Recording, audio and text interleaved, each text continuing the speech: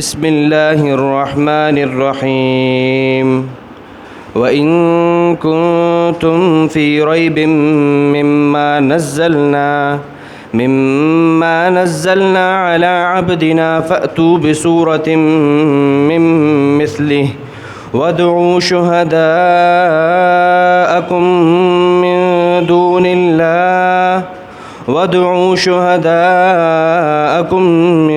دُونِ اللَّهِ إِن كُنتُمْ صَادِقِينَ فَإِن لَّمْ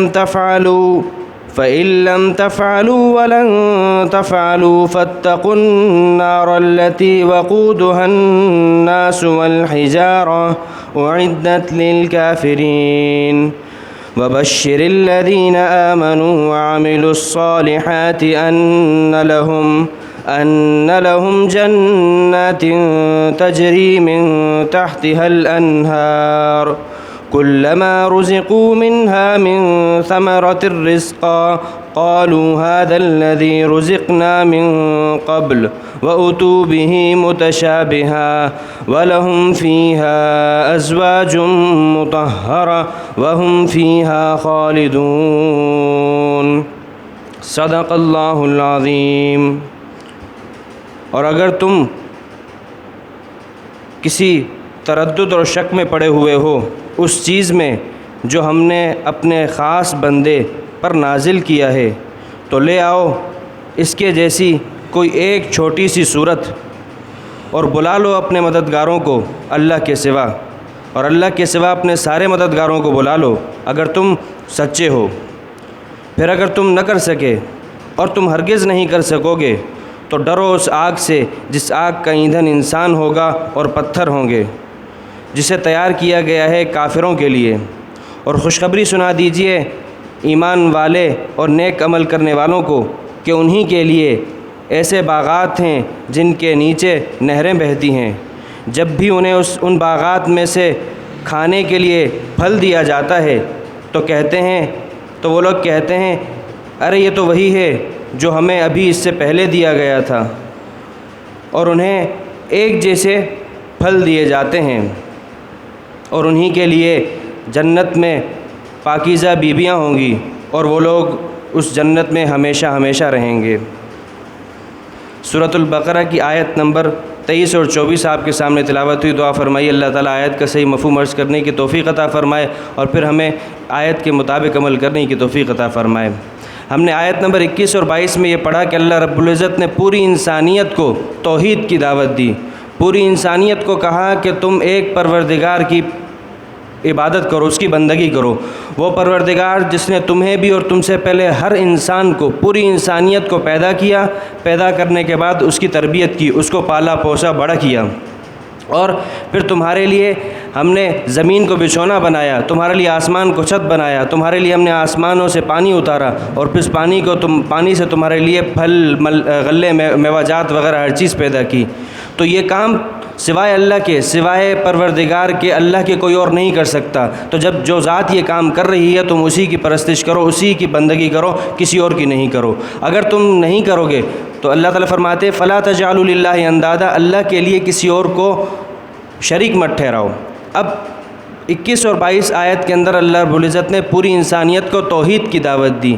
آیت نمبر 23 اور 24 کے اندر اللہ رب العزت پوری انسانیت کو رسالت کی دعوت دے رہے ہیں کہ مجھ اللہ نے اپنے بندوں میں سے خاص بندے رسول بھیجے ہیں، ان رسولوں کو ہم نے رسالت دی ہے، وہ ہمارا پیغام مخلوق تک لے کے جاتے ہیں، لہٰذا جس نے ہم پر ایمان لانا ہے وہ ہمارے رسول پر ایمان لائے۔ قرآن کہتا ہے جو رسول کی اطاعت کرے گا وہ اللہ کی اطاعت کرے گا، جو رسول کا انکار کرتا ہے وہ در حقیقت اللہ کا انکار کرتا ہے، کیونکہ رسول اللہ کا پیغام لاتا ہے۔ تو اگر دنیا میں بھی کوئی کاسے کی توہین کی جائے، اس دیا جائے تو در حقیقت توہین اس کی نہیں ہے بلکہ اس ملک کی ہے کہ جس ملک کا وہ نمائندہ ہے۔ تو یہاں بھی قرآن یہی کہتا ہے کہ آپ نے توحید کے بعد جو دوسرا عقیدہ ہے رسالت کا، اسے بھی ماننا ہے۔ اب قرآن کریم نے رسالت کو ثابت کیا ہے کس بات سے؟ کہا یہ ہے کہ قرآن سے، قرآن کی صداقت کو بیان کیا ہے۔ اس سے پہلے یہ بات سمجھیں کہ اللہ رب العزت نے اپنے رسولوں کو معجزات دیے ہیں۔ معجزہ کسے کہتے ہیں؟ معجزہ ایک ایسی نشانی کو کہتے ہیں جو کہ عام حالات سے ہٹ کر ہو اور سامنے والے کو عاجز کر دے۔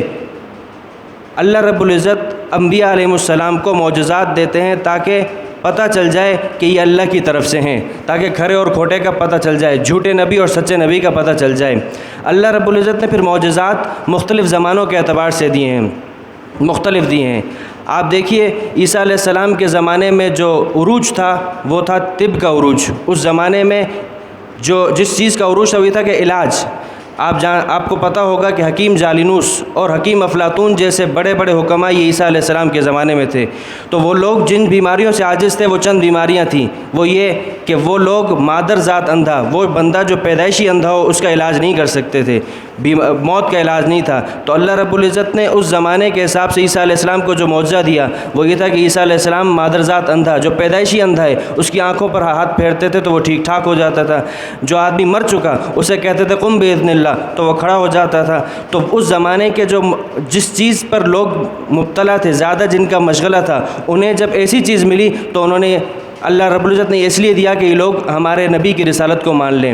آئیے موسیٰ علیہ السلام کے پاس، موسیٰ علیہ السلام کے زمانے میں جادو کا عروج تھا، طرح طرح کے جادو ہوتے تھے۔ تو اللہ تعالیٰ نے موسیٰ علیہ السلام کو جو معجزات دیے، کتابیں بھی تھیں لیکن جو معجزہ دیا، عصا کا معجزہ دیا کہ عصا پھینکتے تھے تو وہ سانپ بن جاتا، اور پھر سانپ بنتا ہے تو جن جادوگروں نے سانپ بنانے کے لیے رسیاں چھوڑی تھیں اور وہ دکھنے میں رسیاں سانپ لگتی تھی، تو اللہ رب العزت نے کہ موسیٰ علیہ السلام کے اس عصا سے ان سب کو نگلوا دیا۔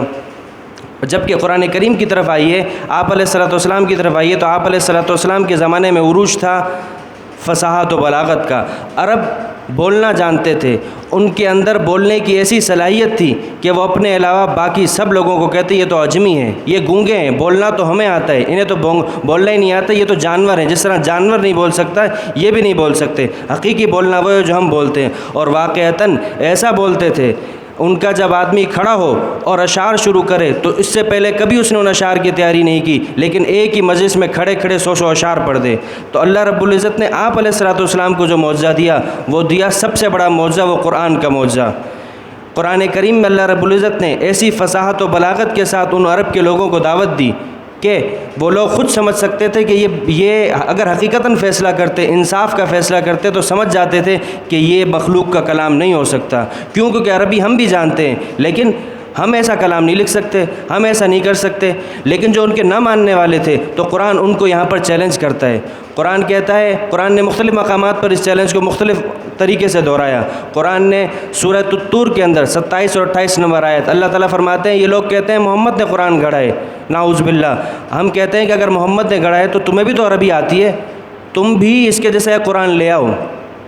پھر سورہ اسراء بنی اسرائیل کے اندر آیت نمبر 88 اللہ رب العزت کہتے ہیں قُلْ لَئِنِ اجْتَمَعَتِ الْجِنُّ وَالْإِنسُ، ارے انسان تو چھوڑو، تم اپنے ساتھ جنات بھی ملا لو، سب کے سب مل کر اس قرآن جیسا کوئی اور قرآن لے آؤ، تم نہیں لا سکتے۔ پھر آپ آئیے، قرآن نے اپنے چیلنج کو مزید کم کیا، کہا تم پورے قرآن کو چھوڑو، تم اس کے جیسی 10 صورتیں لے آؤ۔ سورہ ہود کے اندر اللہ رب العزت نے اس چیلنج کو دہرایا۔ پھر اس کے بعد سورہ یونس کے اندر اللہ رب العزت نے کہا کہ چلو ایک صورت لے آؤ، اور اسی ایک صورت کے چیلنج کو قرآن نے یہاں بھی دہرایا ہے۔ وَإِن كُنتُمْ فِي رَيْبٍ مِّمَّا نَزَّلْنَا عَلَىٰ عَبْدِنَا فَأْتُوا بِسُورَةٍ مِّن مِّثْلِهِ، اگر تم شک میں پڑے ہوئے ہو، اگر تم کسی تردد میں پڑے ہوئے ہو کہ یہ کلام رسول اللہ پر جو نازل ہوا ہے یہ ہمارا کلام نہیں ہے، وَإِن كُنتُمْ فِي رَيْبٍ، اگر تم کسی شک میں ہو کہ یہ کلام ہمارا نہیں ہے، فَأْتُوا بِسُورَةٍ مِّن مِّثْلِهِ، تو اس کے جیسی ایک صورت لے آؤ، ایک چھوٹی سی صورت لے آؤ۔ سورۃ الکوثر سب سے چھوٹی صورت ہے قرآن کریم کی، 3 آیات پر مشتمل ہے، تم اس کے جیسی کوئی اور صورت لے آؤ۔ حالانکہ سورہ کوثر وہ ہے کہ عرب اپنے جو ان میں سب سے ممتاز قسم کے اشعار ہوتے تھے وہ کعبے کی دیوار پہ لٹکا ہوئے کرتے تھے کعبے کے اندر، لیکن جس دن سورۃ الکوثر نازل ہوئی اس دن سب نے ہٹا دیے، سب سمجھ گئے کہ بھئی یہ ایسا کلام ہے کہ جس کی نظیر اب کوئی نہیں لا سکتا، کوئی انسان کا کلام نہیں ہے۔ تو اللہ تعالیٰ فرماتے ہیں کہ اگر تم شک میں پڑے ہو تو اس کی جیسی ایک صورت لے آؤ۔ پھر کیا کہا، وَادْعُوا شُهَدَاءَكُمْ، اور اپنے ساتھ جس کو اس میدان میں اس مقابلے میں حاضر کر سکتے ہو کر لو، اللہ کے علاوہ جس کو حاضر کر سکتے ہو کرو، اپنے معبودوں کو حاضر کرو۔ آج بھی دیکھیں، اگر ہم کہیں کہ قرآن آج بھی یہ چیلنج دے رہا ہے کہ بڑی بڑی یونیورسٹیز آج بھی موجود ہیں، ان سب کے بڑے بڑے پروفیسرز موجود ہیں، سب کے سب جمع ہو جائیں، اگر قرآن کریم جیسی ایک چھوٹی سی صورت لا سکتے ہیں تو لاؤ، لا کے دکھاؤ۔ اگر تمہارا یہ دعویٰ ہے کہ یہ قرآن اللہ کا کلام نہیں ہے، کسی مخلوق کا کلام ہے، تو اس قرآن کریم 1400 سال ہو چکے ہیں اور قیامت تک قرآن کا یہ چیلنج باقی ہے۔ اللہ تعالیٰ فرماتے ہیں وَادْعُوا شُهَدَاءَكُمْ، اپنے معبودوں کو، اپنے مددگاروں کو بلاؤ، اللہ کے سوا جس کو بلا سکتے ہو بلاؤ، ان کنتم صادقین، اگر تم اس دعوے میں سچے ہو کہ یہ قرآن اللہ کا کلام نہیں کسی مخلوق کا کلام ہے۔ پھر قرآن کہتا ہے فَإِن لَّمْ تَفْعَلُوا، اگر تم ایسا نہ کر سکے، اگر تم اس کے جیسی ایک صورت نہ لا سکے تو کیا انجام ہوگا؟ انجام سے پہلے قرآن نے پیشن گوئی کر دی، وَلَن تَفْعَلُوا، تم ہرگز ایسا نہیں کر سکو گے۔ ایک طرف قرآن کہہ رہا ہے اگر تم نہ کر سکے تو انجام تو آگے آ رہا ہے، لیکن انجام سے پہلے بتا دیا کہ تم ہرگز نہیں کر سکو گے، قیامت کی صبح تک نہیں کر سکو گے۔ انجام کیا ہوگا جب تم نہیں کر سکتے؟ فَاتَّقُوا النَّارَ الَّتِي وَقُودُهَا النَّاسُ وَالْحِجَارَةُ، تو اس جہنم کی آگ سے ڈرو جس آگ کا ایندھن انسان ہوگا، جس آگ کا ایندھن پتھر ہوں گے۔ کیا مطلب؟ ایمان لاؤ، اس پر ایمان لاؤ کہ یہ اللہ کا کلام ہے، تبھی تم جہنم کی آگ سے بچو گے، ورنہ نہیں بچ سکتے۔ وہ جہنم کی آگ جس کا ایندھن کون ہوگا؟ ایندھن مطلب وہ چیز جس کے ذریعے آگ جلائی جاتی ہے۔ دنیا میں ایندھن لکڑی ہے، پیٹرول ہے، لیکن جہنم کی آگ کا ایندھن انسان ہوگا۔ جتنے انسان بڑھیں گے اتنی جہنم کی آگ کی لپٹیں بڑھیں گی۔ جہنم کہتی ہے، کہے گی حل من مزید، اے اللہ اور بھیج، میں اور بھڑکنا چاہتی ہوں، حل من مزید۔ تو ایک تو انسان ہوں گے اس آگ کا ایندھن، دوسرا پتھر۔ دو مطلب ہیں پتھر کے، ایک تو ایک خاص قسم کا پتھر ہوتا ہے جو کہ آگ کو بھڑکانے کے لیے استعمال ہوتا ہے، اور دوسرا پتھر سے مراد جن پتھروں سے تم بتوں کو بناتے ہو، تمہارے ساتھ وہ بت بھی جلیں گے۔ کیا عالم ہوگا کہ جس کو تم نے معبود بنایا تھا دنیا میں وہ تمہارے ساتھ جہنم میں جل رہا ہوگا۔ عابدین اور معبودین دونوں جل رہے ہیں۔ ارے عابدین تو اپنی بے بسی کا کیا عالم بتائیں گے کہ ہم تو پھر بھی جہنم کی آگ میں ہاتھ پاؤں چلا رہے ہیں، لیکن ہمارا یہ بت ہے جسے ہم نے معبود بنایا تھا، یہ تو دھرے کا دھرا پڑا ہے، یہ تو ہلتا تک نہیں ہے، ہم نے اس کو معبود بنایا تھا۔ تو اللہ تعالیٰ عذاب کو مزید سخت کرنے کے لیے ان کے معبودین کو جہنم میں ان کے ساتھ جلائیں گے۔ اللہ تعالیٰ فرماتے ہیں ایسی آگ سے ڈرو کہ جس آگ کا ایندھن تم انسان ہوگے اور جس آگ کا ایندھن پتھر ہوں گے۔ پھر اللہ تعالیٰ فرماتے ہیں یہ وہ آگ ہے جس کو اعدت للکافرین، جس کو ہم نے کافروں کے لیے تیار کی ہے۔ بتا دیا جہنم ہم نے مسلمان کے لیے تیار نہیں کی، ہم نے اصل میں اس کو کافر کے لیے تیار کیا ہے، لیکن اگر کوئی مسلمان گناہوں میں مبتلا ہے، توبہ نہیں کرتا، تو وہ بھی جہنم میں داخل ہوگا، اپنے گناہوں کی سزا پوری کر کے جنت میں داخل ہوگا۔ لیکن بتا دیا کہ تیار اس کے لیے نہیں ہے، تیار ہم نے کافروں کے لیے کیے ہیں۔ اب آگے قرآن کریم کا ہمیشہ سے یہ اسلوب ہے، آگے بھی آئے گا، جب بھی قرآن جہنمیوں کا ذکر کرتا ہے تو جنتی کا ذکر ضرور کرے گا، جب جنتی کا ذکر کرے گا تو جہنمی کا ذکر ضرور کرے گا، تاکہ ڈرنے والے کو ڈرے اور خوشخبری ملنے والے کو خوشخبری ملے۔ اللہ تعالیٰ آگے فرماتے ہیں وَبَشِّرِ الَّذِينَ آمَنُوا وَعَمِلُوا الصَّالِحَاتِ أَنَّ لَهُمْ جَنَّاتٍ، اے نبی آپ خوشخبری دے دیجئے ایمان والے اور نیک عمل کرنے والے لوگوں کو، کس بات کی؟ ان لہم جنات، کہ انہی کے لیے باغات ہیں، انہی کے لیے جنت کے باغات ہیں۔ کیسے باغات؟ تجری من تحتها الانہار، کہ ان باغات کے نیچے نہریں بہتی ہیں۔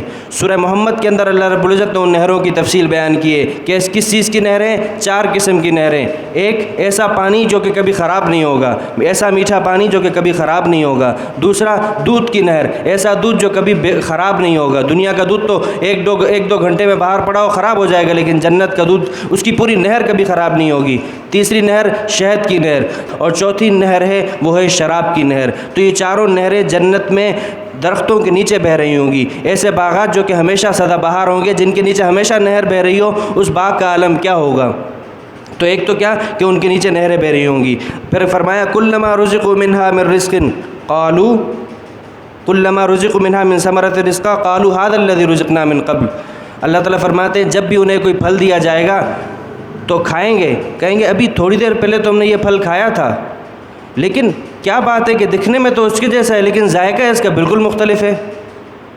آپ دیکھیے ہر دفعہ کے پھل کے اندر، ایک دفعہ آم کھایا، دوسری دفعہ جب آم کھائیں گے تو دوسری دفعہ کے آم کھانے میں پہلی دفعہ کے آم کھانے سے زیادہ لذت ہوگی، اس نعمت کا آپ تصور بھی نہیں کر سکتے۔